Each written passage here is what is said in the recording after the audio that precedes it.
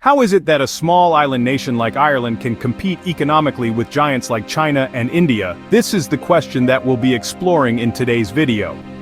You see, Ireland, while not the largest island and home to merely 5 million people, has been experiencing an economic growth that's catching up with the world leaders. It's even rapidly overtaking the economic powerhouses of the USA, Japan, Korea, and other European countries.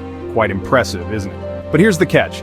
Despite being the official home to some of the world's most famous high-tech companies, the vast wealth of this country is, in essence, a bubble drawn on paper. Most of the Irish wealth does not belong to Ireland. So, what's the economic trick, and how do the formerly poor Irish manage to pull it off? Well, let's delve into it. So, buckle up as we uncover the mystery behind Ireland's economic success. To understand Ireland's economic growth, we first need to look at their economic strategies. The backbone of Ireland's economic success is a strategic trifecta: attracting foreign investment, maintaining competitive corporate tax rates, and investing heavily in education and research. Let's delve deeper into each of these strategies. First, Ireland has made itself an attractive destination for foreign investment. With its open economy and strategic location as a gateway to Europe, Ireland has successfully lured multinational corporations from around the world. These corporations set up their European headquarters in Ireland, generating jobs and stimulating the economy. Next, we have corporate tax rates. Ireland's corporate tax rate stands at a mere 12.5%, one of the lowest in the developed world. This tax-friendly environment is a powerful magnet for multinational corporations. It's a win-win situation. Companies save on taxes, and in return they create jobs and contribute to Ireland's GDP. Lastly, Ireland's investment in education and research deserves a mention. The Irish government has prioritized spending on education and research, recognizing that an educated workforce is a key driver of economic growth. This investment has paid off, with Ireland boasting one of the highest rates of tertiary education attainment in the European Union. Moreover, the focus on research and development has fostered a culture of innovation.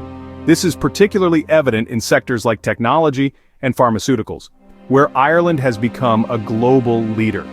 These strategies have not only created wealth, but have also led to steady economic growth. They've transformed Ireland from a nation of immigrants into a prosperous country attracting immigrants from around the world. However, this is just the tip of the iceberg. These strategies have played a crucial role in Ireland's economic growth, but there's more to it. Now that we know the strategies, let's delve into Ireland's economic policies that have driven this growth. To begin, one of the most significant policies that has given Ireland an edge is its low corporate tax rate. At just 12.5%, it's one of the lowest in the European Union and significantly lower than the global average. This has made Ireland an enticing destination for foreign companies, particularly those in the high-tech and pharmaceutical sectors looking to reduce their tax burden. But it's not just about taxes. Ireland also boasts a highly educated workforce. With over half of individuals between the ages of 30 and 34 holding a degree, it's no surprise that Ireland has become a hotbed for innovation and technological advancement. This potent combination of a low corporate tax rate and a well-educated workforce has created a fertile ground for businesses to thrive. Moreover, Ireland's strong legal and regulatory framework has played a crucial role in its economic success. The country's commitment to maintaining a stable and predictable business environment has been a magnet for foreign investment. Companies are assured of the safety of their investments thanks to the robust legal protections in place. But Ireland's success isn't just due to these factors alone. The government has been proactive in attracting foreign direct investment with incentives such as grants, tax credits for research and development, and a transparent regulatory system. They've also invested heavily in infrastructure, ensuring that businesses have the resources they need to succeed. Lastly, Ireland's strategic location as a gateway to the European market, along with its strong ties to the United States, has also contributed to its appeal as a business hub. Companies can easily access both markets, thereby expanding their reach and potential for growth. These policies have not only driven economic growth, but also made Ireland a global hub for many multinational companies. Their success serves as a testament to the power of strategic economic planning and a clear vision for growth. But as we will see in the next scene, the story doesn't end here. There's more to Ireland's economic miracle than meets the eye. Despite the impressive growth numbers, there is a downside. Most of Ireland's wealth in reality doesn't belong to Ireland. Let's explore this. This phenomenon is often referred to as the Irish bubble. The term bubble is used in the economic world to describe a situation where the perceived value of an asset far exceeds its intrinsic worth. In this case, the asset is the country of Ireland itself. So, how does this bubble come to be? Well, it has a lot to do with international corporations. You see, many of the world's leading tech companies have their European headquarters in Ireland. These companies bring a significant amount of wealth into the country. However, this wealth doesn't necessarily stay in Ireland or benefit the Irish people directly. In fact, a significant portion of the revenue generated by these corporations is funneled back to their home countries. This leaves Ireland in a peculiar position. On one hand, it appears to be a wealthy nation, with a high GDP and impressive growth rates. On the other hand, a substantial part of this wealth is merely passing through, without truly contributing to the local economy. This situation is further complicated by the fact that these corporations often enjoy tax advantages in Ireland, which means they contribute less to the country's coffers than you might expect.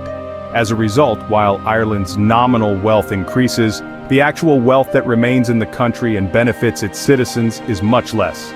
To add another layer of complexity, this situation also makes Ireland's economy vulnerable to the decisions of these corporations. If they were to relocate, the loss of revenue could create a significant economic downturn. So, while at first glance, Ireland may seem to be a country flush with wealth, the reality is somewhat different. The wealth is there, certainly, but it is largely on paper and much of it is owned by foreign entities. While on paper, Ireland might seem incredibly wealthy, the reality is a bit more complex. We've covered a lot of ground today, from Ireland's economic strategies and policies to the reality of the Irish bubble. Let's take a moment to summarize and delve deeper into what makes the Irish economy tick. First, we examined Ireland's unique economic strategies. We saw how this small island nation, home to just over 5 million people, has become a hub for global technology companies. Ireland's low corporate tax rate, skilled workforce, and strategic geographical location make it an attractive destination for these multinational corporations.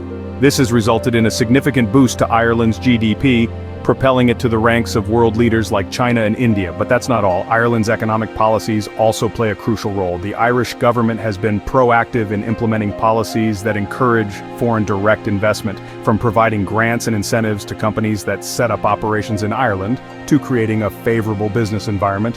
Ireland's policies have been instrumental in driving its economic growth. Next, we explored the concept of the Irish bubble. Despite the presence of major tech giants and the impressive growth figures, much of Ireland's wealth is, in fact, on paper. This is because these multinational corporations, while officially domiciled in Ireland, often have their actual operations and assets elsewhere. The profits they generate, therefore, don't necessarily translate to tangible wealth for Ireland. This presents a paradox.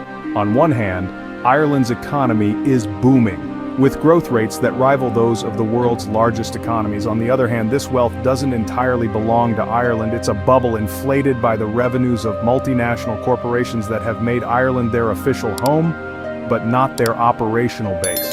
So, what's the trick?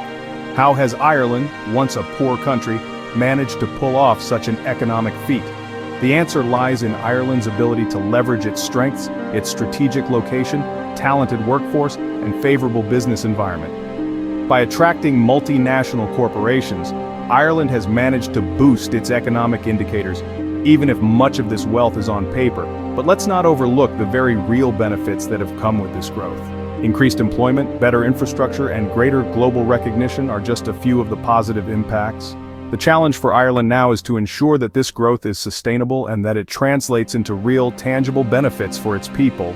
Ireland's economic growth is a complex phenomenon, but one thing is clear: this small island nation has managed to make a big impact on the global economic stage.